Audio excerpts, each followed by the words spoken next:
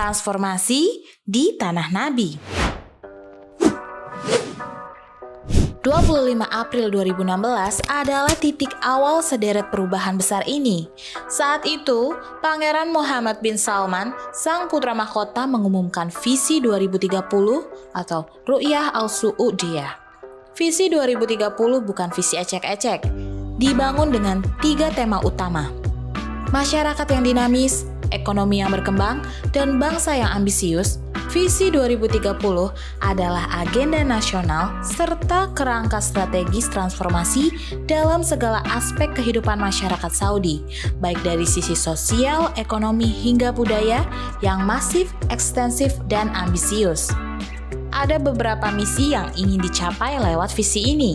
Di antaranya yang krusial adalah menambah pendapatan non-minyak dari 163 miliar US dollar menjadi 1 triliun dolar setiap tahunnya. Menambah proporsi ekspor non-minyak dari 16% menjadi paling tidak 50% produk domestik bruto non-minyak. Menambah kontribusi sektor swasta terhadap produk domestik bruto dari 40% hingga 65%. Menambah persentase investasi langsung terhadap produk domestik bruto dari 3,8% menjadi seperti rata-rata dunia 5,7%. Menambah kontribusi usaha kecil dan menengah dari 2% produk domestik bruto menjadi 35%. Dan poin yang terakhir, melompat dari peringkat 25 menjadi 10 besar dalam indeks persaingan global. Bahkan, Pangeran Mohammed bin Salman terang-terangan menyatakan ingin menjadikan Saudi sebagai pusat logistik global yang menghubungkan 3 benua yakni Eropa, Asia, dan Afrika. Visi 2030 dirilis karena Saudi ingin lepas dari ketergantungan pendapatan pada minyak. Saudi yang merupakan penghasil minyak terbesar kedua di dunia, sebesar 11,5 juta BPH pada tahun 2022 setelah Amerika, memang masih memiliki cadangan terbukti sekitar 267 miliar barel. Namun, kerajaan ini menyadari, cepat atau lambat cadangan itu akan habis. Terlebih dunia makin mengarah pada pemanfaatan energi terbarukan demi melawan perubahan iklim.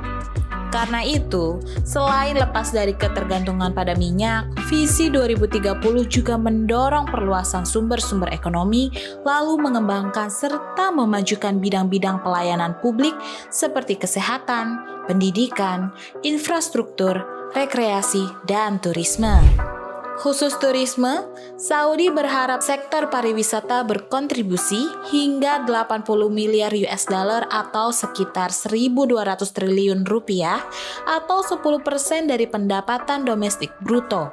Sekarang, pariwisata menyumbang 4,45% dari PDB Saudi.